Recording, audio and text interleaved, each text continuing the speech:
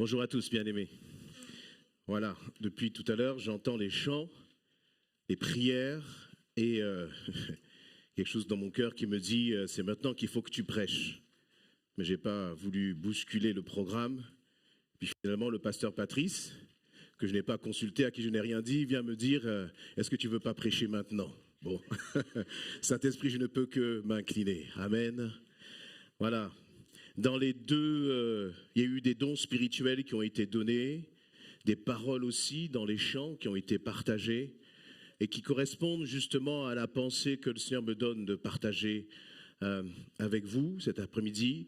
On va prendre un peu de temps autour de la parole et puis ensuite on va continuer dans la prière, dans l'intercession et dans le combat. Amen.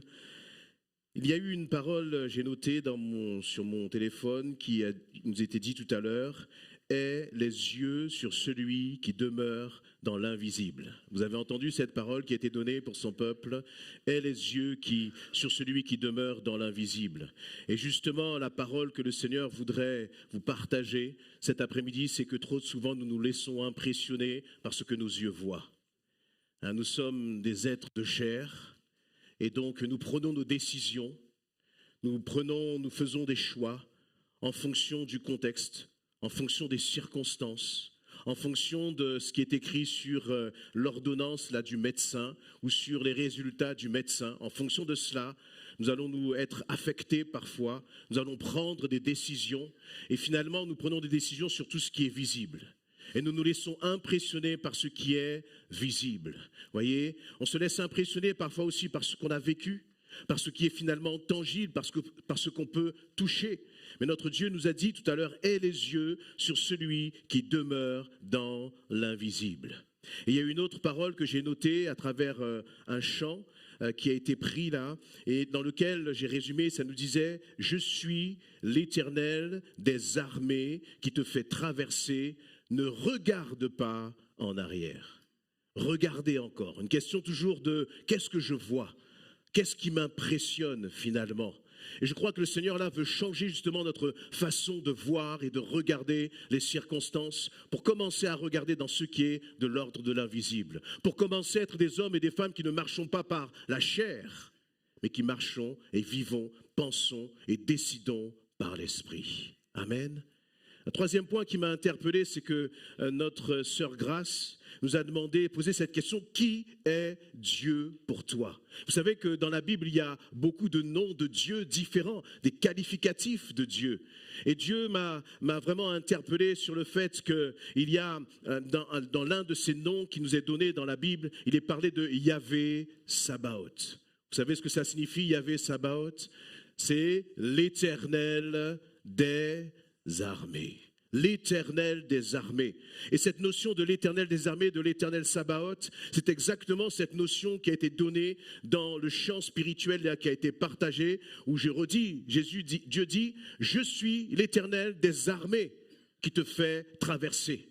Le Seigneur voulait appuyer sur cette notion de l'Éternel des armées, de celui qui combat pour toi et moi. Amen. Et vraiment, je voudrais qu'on puisse avancer justement et lire quelques passages, notamment dans 2 Rois chapitre 6. 2 Rois chapitre 6 à partir du verset 8. C'est un passage qui est bien connu. 2 Rois 6, je vais lire à partir du verset 8. Le roi de Syrie étant en guerre contre Israël, il tint conseil avec son état-major et décida « J'établirai mon campement à tel et tel endroit. » Immédiatement, l'homme de Dieu fit dire au roi d'Israël « Garde-toi de bien passer par tel endroit, car les Syriens y ont pris position. » Alors le roi d'Israël envoya quelques hommes en reconnaissance à l'endroit que lui avait signalé l'homme de Dieu. Cela se produisit à plusieurs reprises, au point que le roi de Syrie en fut profondément troublé. Il convoqua ses officiers et leur dit « Ne voulez-vous pas me dire qui parmi nous est du côté du roi d'Israël ?»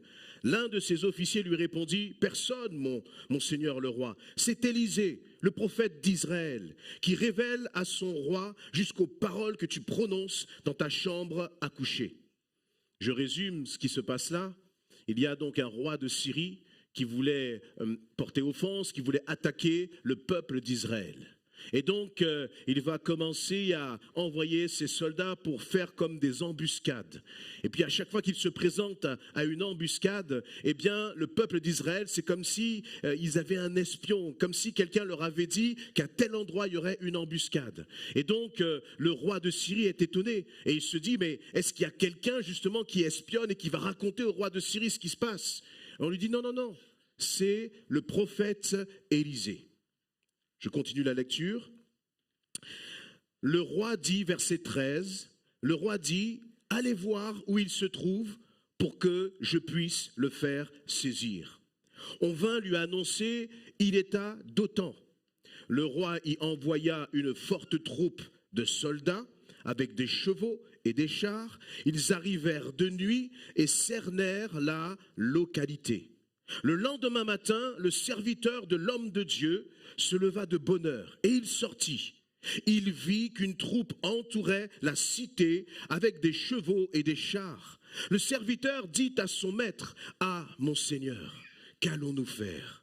Élisée répondit, « N'aie pas peur, car ceux qui sont avec nous sont plus nombreux qu'eux. » Amen. Est-ce qu'on peut relire juste ce verset? On va continuer, mais pour qu'on puisse saisir cette parole. Élisée répondit, « N'aie pas peur, car ceux qui sont avec nous sont plus nombreux qu'eux. » Puis il pria, « Éternel, je t'en prie, ouvre-lui les yeux pour qu'il voie. » Amen. Élisée est en train de demander, « Éternel, ouvre les yeux du serviteur. Ouvre les yeux de cet homme afin qu'il puisse voir la réalité qui se passe dans l'invisible. » Alléluia. Et il nous est dit, l'Éternel ouvrit les yeux du serviteur qui vit la montagne pleine de chevaux et de chars de feu autour d'Élisée. Les Syriens se dirigèrent vers Élisée. Celui-ci pria, « Éternel, en disant, je te prie, frappe d'aveuglement toute cette troupe. » Et l'Éternel les frappa d'aveuglement, comme Élisée l'avait demandé. Élisée dit aux soldats, « Vous n'êtes pas sur le bon chemin. Ce n'est pas ici la ville où vous voulez aller. Suivez-moi, je vous conduirai vers l'homme que vous cherchez. » Il les conduisit à Samarie. Lorsqu'ils furent arrivés à Samarie, Élisée pria encore, « Éternel, ouvre les yeux de ces hommes pour qu'ils voient maintenant. » L'Éternel leur ouvrit les yeux et ils s'aperçurent qu'ils étaient à l'intérieur de la ville de Samarie. Lorsque le roi d'Israël les vit, il demanda à Élisée, « Dois-je les tuer, mon père ?» « Non, lui répondit Élisée, ne les tue pas. Massacres-tu des soldats que tu as capturés grâce à ton épée ou ton arc ? Au contraire, fais-leur servir du pain et de l'eau pour qu'ils mangent et qu'ils boivent, puis qu'ils retournent chez leur souverain. Amen. » Allez, je continue au verset 23 pour terminer. Alors le roi d'Israël leur fit servir un repas copieux, ils mangèrent et burent, puis il les renvoya et ils retournèrent chez leur souverain. Depuis lors, les troupes syriennes cessèrent leur incursion sur le territoire d'Israël. Amen. Amen. Vous voyez, dans ce passage-là que j'ai lu, il y a beaucoup cette notion de voir et d'aveugler même parfois. Voir et aveugler. Et on voit que, eh bien, vous voyez, ce qui se passe, c'est terrible finalement ces premiers versets au tout départ. Au verset 8, il nous est dit, le roi de Syrie était en guerre contre Israël. Il avait dit, j'établirai mon campement à tel lieu, à tel endroit. Et parfois dans nos vies, eh bien, on a comme un roi de Syrie qui veut justement établir son campement dans nos maisons, qui veut établir son campement dans nos familles, qui veut établir son campement dans ta propre vie, dans ta propre santé. La Bible nous dit que l'ennemi, là, le diable, il est là comme un lion rugissant, cherchant qui dévorer, égorger et détruire. Et son seul plan, son seul projet, c'est de voir où est-ce qu'il va pouvoir établir des campements dans ta maison. Nous avons là un peuple d'Israël qui est finalement en paix, qui est tranquille. Mais il y a toujours là quelqu'un, quelque chose, un ennemi qui veut saccager sa vie. Comme il y a un ennemi qui veut saccager ta vie. Nous n'avons parfois rien demandé à personne. Et puis on se lève le matin, on a une série de catastrophes là qui se passent dans nos vies. Et puis on peut commencer à paniquer. On peut commencer à avoir peur. Et là, il nous est dit que ce roi, à plusieurs reprises, vous voyez, c'est comme s'il y a vague après vague de difficultés, vague après vague d'épreuves. À plusieurs reprises, ce roi, il va fomenter des plans contre le peuple d'Israël. Et au début, il en veut à qui? Au peuple d'Israël. Et à tout le peuple d'Israël. Mais parce qu'il y avait un homme, j'allais dire, qui était connecté à Dieu. Élisée. Finalement, ce n'était plus le peuple d'Israël qui était l'objet de tous ces plans. C'est qui? C'est devenu Élisée. Il nous est dit que dans le verset 13, le roi, quand il a compris que Dieu parlait à Élisée, Dieu révélait justement les plans de l'ennemi à Élisée, il nous est dit que le roi dit « Allez voir où il se trouve pour que je puisse le faire saisir ».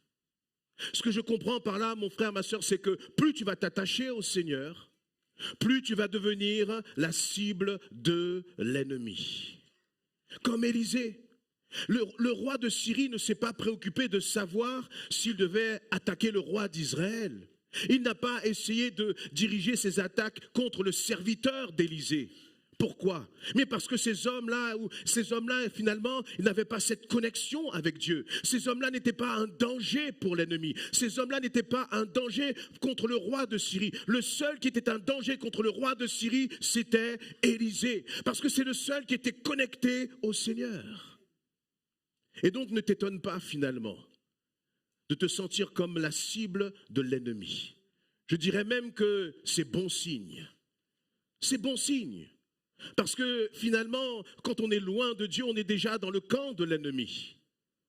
Et la seule personne qui finalement peut être comme une muraille contre les attaques de l'ennemi, la seule personne qui peut être un instrument de victoire contre les projets de l'ennemi, ce sont ceux qui sont réellement attachés au Seigneur. Ce sont ceux qui restent connectés à Dieu comme l'était Élisée.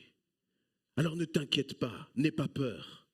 Et parfois, c'est une tâche qui est lourde à porter. Vous vous rendez compte? On a l'impression que dans tout ce peuple, il y a un seul homme à qui Dieu parle. C'est lourd à porter. Finalement, sur la parole d'Élisée, sur les choix et les décisions que lui va prendre, il peut y avoir des conséquences sur tout un peuple. Si Élisée lâchait la main de Dieu dans ce moment-là, c'est tout le peuple d'Israël qui aurait été rasé. Si toi qui es épouse, tu es époux, tu appartiens à Christ. Si toi tu es jeune et que tu es dans ta maison et que tu es le seul qui connaisse Christ, réalise finalement la responsabilité que tu portes, mais aussi qui est avec toi pour te mener à la victoire.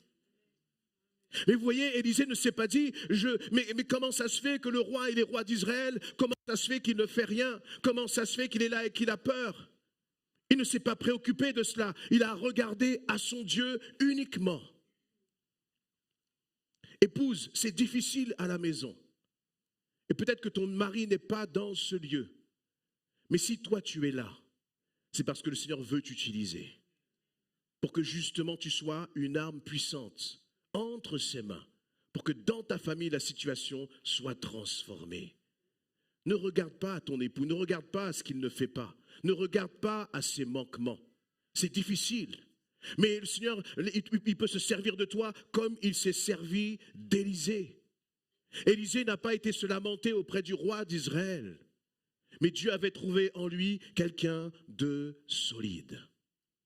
Et c'est intéressant de voir que dans ce passage, il y a trois personnages un peu principaux. Si je mets le roi de Syrie à part, on a le serviteur d'Élisée, on a Élisée lui-même et on a ce roi.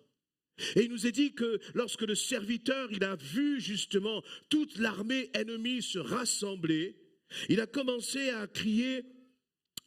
Verset 15, le lendemain matin, le serviteur de l'homme de Dieu se leva de bonne heure et sortit. Il vit qu'une troupe entourait la cité avec des chevaux et des chars. Il avait vu des chevaux, il avait vu des chars. Et vous voyez, ça c'est tout ce que nous sommes capables de voir matériellement, physiquement, avec nos yeux humains. Tu vois ta difficulté. Et cette difficulté, elle est réelle. Ces chevaux et ces chars, ce n'était pas une illusion. C'était une réalité. Ça existait vraiment. Comme le médecin qui te dit que tu as un cancer. Comme le médecin qui te dit que tu as un kyste. Comme le médecin qui te dit que tu as une sciatique. C'est une réalité. Mais ce n'est qu'une partie de la réalité, bien-aimé. Il y avait là, dans ce verset 15, il voyait des chevaux et des chars. Et donc, qu'est-ce que ça va provoquer chez ce serviteur? Il va dire à son maître Élisée, à mon Seigneur, qu'allons-nous faire? Il a été pris comme de panique, il a été pris de peur, parce qu'il était incapable de voir la réalité spirituelle. Il était incapable de voir dans l'invisible. Dis-moi quel est l'état de ton cœur, et je te dirai à quoi est-ce que tu fais attention, et à quoi tu portes ton attention. Si dans ton cœur il y a de la peur et de la crainte, c'est que là, tu es comme aveuglé, que tu ne vois pas ce qui est dans l'invisible. Et vous savez, je sais que ce n'est pas évident, parce que hier, on peut sauter de joie, mais parfois, on a des combats qui perdurent. On a des combats, on a l'impression que ça ne va jamais se terminer. Et finalement, Élisée, là, ce n'était pas son premier combat. Il avait eu d'autres combats par le passé. Et donc, c'est à chaque fois que nous devons vraiment dire, Seigneur, je veux continuer de regarder dans l'invisible. C'est chaque matin, chaque moment, chaque instant. Parce que comme je l'ai dit tout à l'heure, le roi de Syrie, ce n'est pas une seule fois qu'il a attaqué. Il a essayé embuscade sur embuscade et sur embuscade. Et parce que cet homme, ce serviteur, il ne regardait qu'à ce qu'il voyait, il s'est laissé impressionner. On se laisse impressionner par nos sens, par nos émotions, parce que nous entendons, parce que nous voyons, et parfois parce que nous avons vécu par le passé. Et Élisée va répondre à cet homme, n'aie pas peur, car ceux qui sont avec nous sont plus nombreux qu'eux. Amen. Ceux qui sont avec nous sont plus nombreux qu'eux. Puis il pria, Éternel, je t'en prie, ouvre-lui les yeux pour qu'il voie. Et l'Éternel ouvrit les yeux du serviteur qui vit la montagne pleine de quoi? Cette montagne-là, elle était pleine de chevaux et de chars? Des chevaux et des chars de quoi? De feu, bien-aimé. Le roi de Syrie, il peut ramener que des chevaux et des chars, mais il ne peut pas ramener des chevaux et des chars de feu. Ce n'est pas possible. L'ennemi de nos âmes, il est limité. Notre Dieu, lui, est tout-puissant. Il est illimité, il est incomparable. Alléluia. Et nous nous laissons finalement impressionner par celui qui est limité. Par celui qui est limité. Et je me disais, mais Seigneur, finalement, peut-être que ce serviteur, il a été impressionné par ces chars de feu. Mais plus que les chars de feu, je crois que nous devrions être impressionnés par Yahweh Sabaoth. Par l'Éternel des armées. Alléluia. Parce que même s'il y a une grande armée de chars et de feu, finalement ce qui compte, c'est celui qui est à la tête de cette grande armée. À la tête de cette grande armée. Mais vous voyez, la victoire finalement, elle va vraiment dépendre de ta capacité à voir dans l'invisible.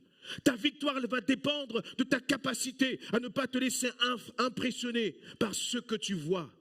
Parce que si tu te laisses impressionner par ce que tu vois, si tu es dans la peur, tu prendras des mauvaises décisions. Imaginons que Élisée n'avait pas justement cette connexion avec le Seigneur. Imaginons qu'Élisée ne soit pas cet homme qui marche par l'esprit. Il aurait commencé lui aussi à paniquer, il aurait été voir le roi d'Israël, je ne sais pas comment il se serait organisé, mais ce qui est sûr, c'est qu'il serait voué à l'échec. Une défaite. À chaque fois que nous avons peur et que nous ne choisissons pas de marcher par l'esprit, d'agir par l'esprit, la défaite est garantie. Mais par contre, si nous commençons à dire et à réaliser, mais Seigneur, je sais que tu es avec moi. Je sais que là, dans cette vallée de l'ombre de la mort, tu es avec moi. Je sais que je ne suis pas seul, Seigneur. Qu'est-ce qui va se passer lorsque vous allez commencer à déclarer ces paroles sur vos pensées, sur vos émotions, sur vos sentiments? Lorsque vous allez commencer à dire à vos sentiments et vos émotions, taisez-vous maintenant. Parce que nous ne marchons pas par la chair, mais je marche par l'esprit. Eh bien, vous allez avoir l'attitude qu'a eu Élisée. On sent qu'Élisée, il est dans l'un des chants, il nous était dit, je ne serai plus dominé. On sent que c'est quelqu'un qui domine. On sent que c'est quelqu'un qui est dans la paix. Pourquoi est-ce qu'il est dans la paix? Il n'est pas dans la paix parce que tout va bien autour de lui. Parce que pendant qu'il est en train de parler avec le serviteur, on entend peut-être, vous savez, dans les films, là, très souvent, dans les films des Romains, ils font du bruit, ils tapent sur les boucliers pour faire quoi? Pour impressionner. Rien qu'avec le bruit déjà, l'ennemi commence déjà à trembler. Juste parce qu'il a entendu le bruit. Et lui, Élisée, il est calme. Pourquoi? Parce qu'il sait que Dieu est avec lui. Comment est l'état de ton cœur là maintenant? Il y a des décisions que tu attends et tu ne vois pas les choses arriver. Qu'est-ce qui commence à prendre place dans ton cœur? Est-ce que tu continues d'être en paix? Est-ce que tu continues de déclarer que Dieu est avec toi? Est-ce que tu continues justement, comme on a dit tout à l'heure dans ce chant, de dominer? Parce que c'est ce à quoi le Seigneur nous appelle à faire. Et donc, Élisée, il a parlé à l'Éternel. Il a déjà demandé, Seigneur, ouvre les yeux de ce serviteur. Ouvre les yeux de ce serviteur. Pourquoi est-ce que finalement Élisée était en paix? Parce qu'il avait une vraie vision de ce qui se passait dans le spirituel et aussi là-dedans, j'allais dire, dans le matériel. Et c'est en ayant ces deux visions-là qu'il a pu demeurer en paix. Voyez, qu'il a pu demeurer en paix. Et ce qui est intéressant, c'est qu'il a demandé au Seigneur, ouvre les yeux du serviteur pour qu'il voie. Et nous, on aimerait bien aussi, Seigneur, ouvre mes yeux pour que je voie dans l'invisible. Mais je crois que c'est pas ce que le Seigneur veut faire. Je crois que dans la nouvelle alliance, le Seigneur veut nous apprendre à marcher par la foi en nous appuyant sur sa parole. Pourquoi? Parce que finalement, ce serviteur, il avait vraiment besoin de voir avec ses yeux. Et on est finalement encore sur une question de qu'est-ce que mes yeux voient? Si je ne vois pas de mes yeux, je ne crois pas. Si je ne vois pas de mes yeux, je ne suis pas rassuré. Mais je ne crois pas qu'on a parlé de la maturité spirituelle. Être un enfant de Dieu, un chrétien spirituel, c'est quelqu'un qui marche en fonction de ce que la Bible dit. Si la Bible dit « Je suis avec toi tous les jours », est-ce que le Seigneur a encore besoin d'ouvrir les yeux pour que tu vois des chars de feu? Ce serait presque une forme d'incrédulité. C'est normal là parce que, l'histoire biblique finalement est en train de s'écrire. Mais une fois que le Seigneur a ouvert les yeux de ce serviteur et que nous lisons cette parole, qu'est-ce que Dieu est en train de dire? Il est en train de te dire, mais dans ta situation, dans l'adversité que tu es en train de traverser, je n'ai pas changé. Je suis toujours Yahvé Sabaoth. J'ai toujours une armée de chars et de feu qui est à tes côtés. Rien n'a changé parce que notre Dieu, il ne change pas, bien-aimé. Et pourtant, pourquoi est-ce que tu doutes encore? Vais-je devoir à nouveau t'ouvrir les yeux pour que toi aussi tu vois une armée de chars? Je ne crois pas que c'est comme ça que le Seigneur veut que nous puissions vivre notre foi. Et ça nous rappelle Thomas. Vous voyez, lorsque Jésus est ressuscité, Thomas avait dit, eh bien, je ne croirai pas tant que je ne mettrai pas, mon doigt dans tes mains percées. Et le Seigneur va répondre dans Jean 20, 28, parce que tu m'as vu, tu crois, lui dit Jésus, heureux ceux qui croient et qui n'ont pas vu. Heureux ceux qui croient sans avoir vu. Alléluia. Parfois on peut dire, Seigneur, ouvre-moi les yeux, ouvre-moi les yeux. Mais si tu dis ça, c'est que tu confesses que tu es aveugle. Le Seigneur ne va pas ouvrir les yeux de quelqu'un qui voit clair spirituellement. Amen. Qui voit clair spirituellement. Et puis, je crois qu'elle est bonne, la notion de miracle. Et nous demandons, Seigneur, agis, guéris. Mais on ne peut pas non plus baser notre foi sur cela. Parce que sinon, on pourrait commencer à suivre n'importe qui parce qu'on voit des miracles. Et d'ailleurs, on va voir certains qui vont aller à tel lieu, tel rassemblement, etc. parce qu'ils savent qu'il y a des miracles. Mais je crois que notre foi, elle ne doit pas être basée uniquement sur la dimension de miracle, mais elle doit être basée sur la parole de Dieu. Ton assurance, elle est basée sur quoi? dans ce que tu es en train de traverser? Qu'est-ce que tu es en train de ruminer dans ton esprit? Quelle pensée tu es en train de cultiver? Voyez, la Bible nous dit que dans Jean 14, 16, Jésus va dire, moi je demanderai au Père de vous donner un autre défenseur de sa cause, afin qu'il reste toujours avec vous. C'est l'esprit de vérité, celui que le monde est incapable de recevoir parce qu'il ne le voit pas et ne le connaît pas. Quant à vous, vous le connaissez, car il demeure auprès de vous et il sera en vous. Jésus dit, je vous ai envoyé un défenseur. Est-ce que tu le vois, ce défenseur, avec tes propres yeux? Est-ce que tu peux le toucher, ce défenseur, avec tes propres yeux? Non. Mais est-ce que tu crois que ce défenseur, le Saint-Esprit, est là? Est-ce que tu crois qu'il est avec toi, chaque instant, chaque moment? Et bien aimé, si on saisit cette parole, on n'a plus besoin d'avoir des yeux qui s'ouvrent pour voir des chars de feu aujourd'hui. Parce que nous croyons ce que la parole dit. Et nous croyons que nous avons un puissant défenseur qui est avec nous, chaque instant, chaque moment. Et si le Seigneur me défend, est-ce que je peux perdre? Est-ce que je peux échouer? Si le Seigneur me défend, est-ce que je peux vivre dans la défaite? C'est impossible, parce que si je vis dans la défaite, c'est que le défenseur ne m'a pas défendu. Et ça, c'est impossible. Nous avons un puissant défenseur en Jésus-Christ. Et là, il le redit encore. Parce qu'il ne le voit pas. Et le monde est incapable de recevoir ce défenseur. Entre parenthèses, si tu n'as pas donné ta vie à Jésus-Christ, tu n'es pas défendu. Tu n'es pas sous ce bouclier. Tu n'es pas sous cette protection. C'est ce qu'il dit. Le monde est incapable de le recevoir, de recevoir même cette protection. Mais lorsque tu as donné ta vie à Jésus-Christ, eh bien, tu vois la protection de Dieu sur toi.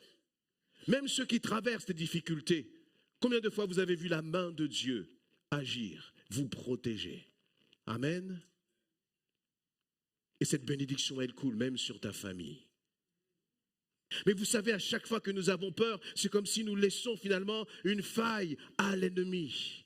Et Dieu cherche des hommes et des femmes justement qui disent « je refuse la peur, je refuse la crainte, je refuse de me laisser impressionner par ce que j'entends et par ce que je vois ». Et voyez, et si on commence à avoir cette attitude de cœur, eh bien c'est ce qui va nous permettre de prendre des décisions spirituelles et commencer à se positionner face aux circonstances de façon spirituelle. Et c'est exactement ce qu'Élisée a fait. Il nous est dit que Élisée, il a prié le Seigneur. Et il a dit au verset 18, l'Éternel les frappa, les Syriens se dirigèrent vers Élisée. Donc on imagine cette armée-là qui vient non pas contre le peuple d'Israël, non pas contre le roi, mais contre un seul homme. Un seul homme. Et ce qui est intéressant, c'est qu'il nous est dit aussi que lorsque l'Éternel a ouvert les yeux du serviteur, juste avant au verset 17, pardon ma sœur, je te fais... Juste avant que, lorsque le serviteur va ouvrir les yeux, lorsque Dieu va ouvrir les yeux du serviteur, il nous est dit qu'il vit la montagne pleine de chevaux et de chars de feu. Où ça? Autour d'Élysée. Il était privilégié, le frère. Vous voyez, il y avait tout un peuple d'Israël. Il y avait un roi, etc. Mais celui qui était privilégié, c'est qui? Élysée. Ceux qui sont privilégiés, c'est ceux qui placent leur confiance dans l'Éternel. Bien-aimés, on peut être 100, 200, 500, 1000 assis là, dans une église. Mais nous n'aurons pas tous les chars de l'Éternel autour de nous. Pourquoi? Parce que c'est ta confiance en l'Éternel qui amène sa protection sur toi. Être dans la peur, c'est finalement dire, Seigneur, la situation elle est trop dure. Là, toi, je ne suis pas sûr que tu vas y arriver. Et donc, j'ai peur. Mais au contraire, si tu es en paix, tu témoignes du fait que, Seigneur, là, cette situation, je vais sortir plus que vainqueur. Je n'ai rien à craindre parce que tu es avec moi. Et là, quand tu commences à manifester des paroles de foi sur ta vie, qu'est-ce qui se passe? Tu es en train d'amener, les chars de feu autour de toi. Alléluia. Est-ce que tu peux dire, les chars de feu sont autour de moi? Alléluia. Amen. C'est pas que pour Élisée. Moi, je déclare que c'est pour moi dans le nom de Jésus-Christ. Je déclare que c'est pour ma maison au nom de Jésus-Christ. Alléluia. Tu peux déclarer c'est pour ta vie au nom de Jésus-Christ. Amen. Alléluia, Seigneur. Et c'est sûr qu'Élisée, on comprend pourquoi il est tranquille. Lui, il voit le roi de Syrie, mais pour lui, c'est une blague tout ça. Parce que lui, il dit, mais moi je marche. Mais quand je marche, qu'est-ce qu'il y a? J'ai des chars de feu qui marchent autour de moi. Bien-aimé, va voir ton médecin avec des chars de feu autour de toi. Lève la tête. Relève la tête. Ne te dis pas que ça ne veut pas changer. Parce que là, ça veut dire que toi, tu marches avec ta propre chair. Alléluia. Il y a des conflits là dans les couples. C'est difficile. Lève la tête. Dis, Seigneur, je sais que tu as tes chars de feu autour de moi. Je sais que ton esprit est avec moi, Seigneur éternel. Et ça va t'encourager. Ça va t'aider vraiment à tenir ferme. Parce que tu n'es pas seul. Ça, c'est le mensonge de l'ennemi. Alléluia. Et comme justement, Élisée, il avait cette conscience de l'Esprit de Dieu qui marchait avec lui. Il a pris des décisions par l'Esprit.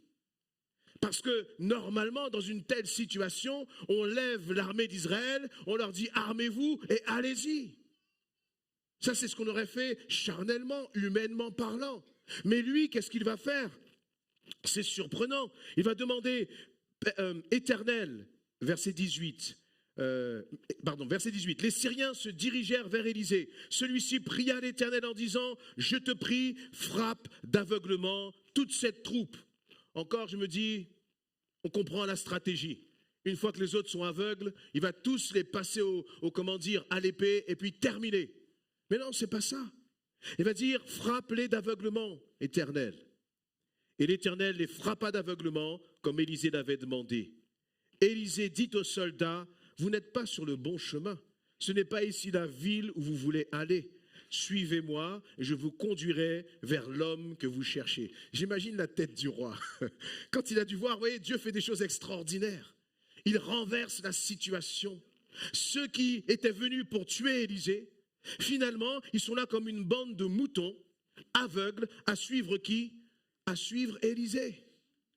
Lorsque tu te poses dans une position de victime, tu es mené par le bout du nez, par l'ennemi de ton âme. Mais lorsque tu commences à réaliser que Dieu est avec toi, là maintenant c'est toi qui prends la direction de la situation. Tu ne te laisses plus impressionner. Alors je ne sais pas combien ils étaient, mais ils devaient être extrêmement nombreux pour que le serviteur d'Élisée puisse avoir peur. Ce n'était pas une escouade de 20 soldats armés. Il devait peut-être y en avoir des milliers. Et des milliers sont dirigés par qui? Par un seul homme, par un homme de foi. Et je crois que Dieu, si tu t'appuies sur lui, eh bien Dieu peut t'utiliser justement pour que la situation soit transformée. Notre frère Matthieu parlait d'un changement d'atmosphère. Mais vous imaginez le changement d'atmosphère qu'il y a eu? Ils viennent tous là en rage pour tuer Élisée. Et là maintenant, ces soldats, ils sont là à tâtonner, à se tenir la main là pour savoir où avancer et où aller, à suivre un homme, cet homme Élisée. Dieu a changé et transformé la situation. Amen. Et Élisée, il a donc mené ses hommes au roi d'Israël. J'imagine la tête du roi d'Israël qui a dû avoir peur. Il dit, mais qu'est-ce qui se passe? C'est complètement fou ce qui arrive. Et le Seigneur, et Élisée a dit, ces hommes-là, tu vas leur offrir un repas copieux. Tu vas les mettre là, tu vas leur donner à manger, etc. C'est surprenant comme réaction. Mais vous voyez, quand on marche par l'esprit, le Seigneur va t'emmener à prendre des décisions surprenantes. Quand on marche par la chair, on fait ce qui est de la chair.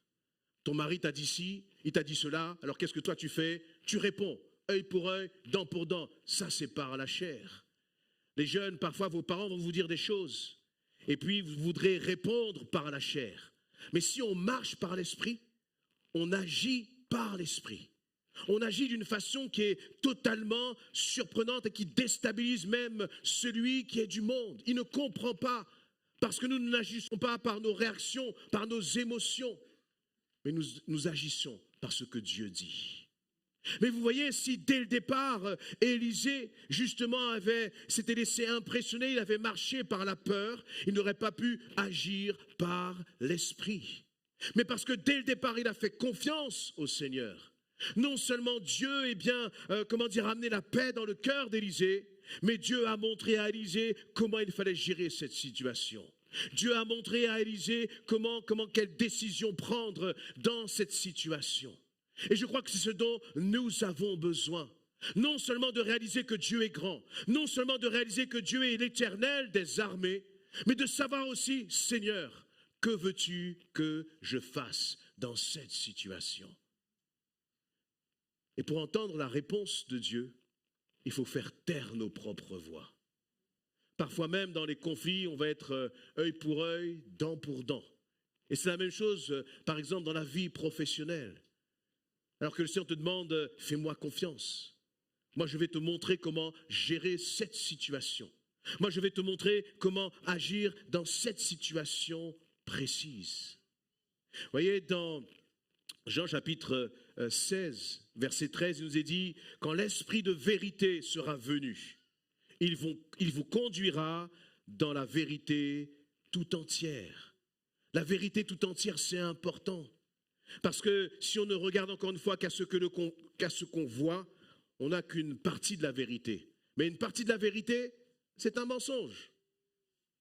Si tu regardes juste à ce que tu vois là, c'est un mensonge. Hier, je regardais, il y avait une émission, sur YouTube avec le pasteur Samuel Peter Schmidt, que vous connaissez certainement, l'église Porte Ouverte à Mulhouse. Et puis, c'était sur les couples, je crois, sur le ministère, je ne me souviens plus, j'ai pris quelques brides. Et il racontait, le pasteur Samuel Peter Schmidt, qui est un pasteur béni, utilisé par le Seigneur, il racontait en fait tout leur parcours dans leur couple. Quand vous voyez cet homme et cette femme bénis aujourd'hui, vous vous dites, mais comment ils ont pu traverser de telles épreuves? C'était bagarre dans le couple. Et je crois que, si je comprends bien, ce n'était pas simplement bagarre verbale. Ça pouvait aller parfois très très loin. Très très loin. Parce que l'épouse avait un parcours, elle était blessée. Le mari était dans le ministère, c'était compliqué. C'était compliqué. Mais parce qu'ils se sont attachés au Seigneur. Parce qu'ils ont marché vraiment ce que le Seigneur leur a demandé de faire. Le Seigneur les a réparés, il les a guéris, il les a restaurés. Et maintenant, Dieu les utilise puissamment pour sa gloire. Amen. Dieu n'a pas dit son dernier mot dans ton affaire, mon frère, ma sœur. Mais parfois, ça peut prendre du temps. Parfois, ça peut prendre du temps. Et je dirais même que plus nous résistons, plus ça va prendre du temps. Et c'est très souvent une question finalement d'obéissance, de soumission au Seigneur. Et là, lorsque l'on lit ce passage-là d'Élisée, c'était finalement pour lui une question de vie ou de mort. Vous imaginez si Élisée prenait la mauvaise décision dans cette histoire-là? C'était sa vie qui était en danger. Il était menacé. Mais parce qu'il a fait totalement confiance au Seigneur, Dieu l'a utilisé puissamment. Amen. Est-ce que tu réalises que Yahvé, Sabaoth, est avec toi dans ta situation? Alléluia. Je vais appeler le groupe de louanges et puis on va prier. Alors, je ne dis pas que le Seigneur ne peut pas à un moment ouvrir tes yeux pour te montrer une armée d'anges. Mais voici quand même, il y en aurait tellement. 2 versets que je veux vous partager. À un moment, c'est toujours dans cette question de voir. Moïse avait demandé à ce que le Seigneur, justement, se révèle à lui, se montre à lui. Dans Exode 33, 18, il nous est dit, Moïse reprit, « Permets-moi de contempler ta gloire. » Il parle à Dieu. Moïse demande, « Seigneur, je veux voir ta gloire. » Mais vraiment, lui, ce n'était pas la voir dans les... Non, il voulait voir Dieu de ses propres yeux. Et au verset 19, Dieu lui répondit, « C'est ma bonté tout entière que je veux te montrer. Et je proclamerai devant toi qui je suis. » Amen. Dieu dit, « C'est ma bonté tout entière que je veux te montrer. » Est-ce que tu crois que sur ta vie, Dieu va te montrer sa bonté? Dans ta situation, est-ce que tu crois que tu vas voir la bonté de Dieu, quel que soit ce que tu traverses? Amen. Et voyez, c'est pour ça qu'il faut saisir la parole de Dieu. Dire, Seigneur, je vois les difficultés, je vois les combats, je vois les souffrances, je vois mes faiblesses, je vois mon incapacité, mais plus que tout, je vois ta bonté. Et je déclare que je verrai encore ta bonté. Dieu a dit à Moïse, c'est ma bonté tout entière. Je ne sais pas ce que ça veut dire, le tout entier de Dieu. Tellement notre Dieu est grand et illimité. Qui a déjà goûté à la bonté de Dieu ici? Eh bien, ce que tu as goûté, c'est une toute petite miette par rapport à la bonté tout entière que Dieu veut te montrer, te révéler de lui. Un autre verset aussi connu que je voudrais aussi vous déposer sur le cœur, dans Lamentation, chapitre 3, verset 21. Mais voici la pensée que je me rappelle à moi-même. La raison pour laquelle j'aurai de l'espérance. Car les bontés de l'Éternel ne sont pas à leur terme. Ses tendresses, elles ne sont pas épuisées. Chaque matin, elles se renouvellent. Oui, ta fidélité est grande. Alléluia. J'aimerais que s'il y a des bien-aimés là, qui passent par des tempêtes, des temps difficiles, tu puisses te lever à ta place. Et puis on va relire ce passage ensemble. Il dit, voici la pensée que je me rappelle à moi-même. Tu as besoin de te rappeler ces pensées. Pendant que je lis ce passage-là, ouvre ton cœur pour que le Seigneur puisse déverser sa pensée sur ta vie. Alléluia. Voici la pensée que je me rappelle à moi-même. Rappelle-toi la pensée de l'Éternel pour ta vie, pour ta famille, pour ton avenir, pour ton travail, pour ta situation.